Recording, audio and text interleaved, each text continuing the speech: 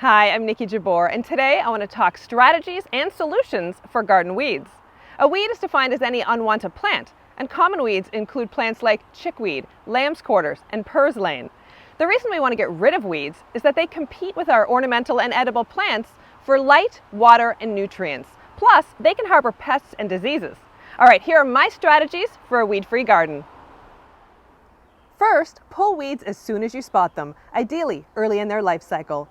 It's helpful to learn to identify weed species in the various stages of growth, especially the species that are common in your garden.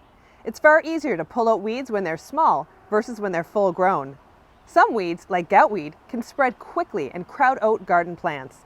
You want to remove these plants before they've had a chance to establish in your garden. Next, never ever let weed plants go to seed in your garden. Many weed species can produce thousands of seeds from just a single plant, and it's far easier to pull up one plant this year than thousands of plants next year. Another essential strategy for a weed-free garden is to inspect new plants carefully before you add them to your garden. This is really important if you're adding perennial plants that you've gotten from a friend or from a local plant sale. That's how I got goutweed in my garden. Check the soil surface of the potted perennial for signs of weeds, and when you transplant it into your garden, also take a look for any suspicious-looking roots that aren't attached to the main root ball of the plant. Whether you're growing food or flowers, mulch is your best friend in the garden. A layer of mulch on the soil surface blocks light, reducing weed seed germination. It can also reduce germination of seeds that are blown into your garden because it makes it harder for them to take root in the soil. In a shrub and perennial garden, bark mulch or compost makes a good mulch.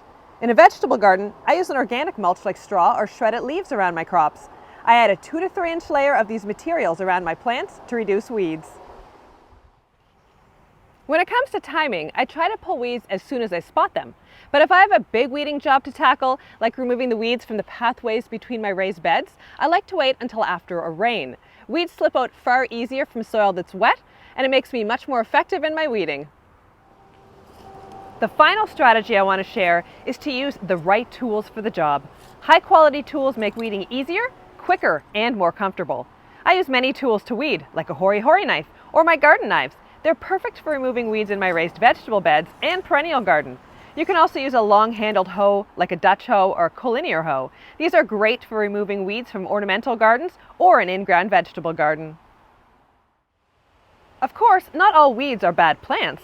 Some, like lamb's quarters and purslane, are edible, and others, like dandelions, are very pollinator-friendly and beloved by both bees and butterflies.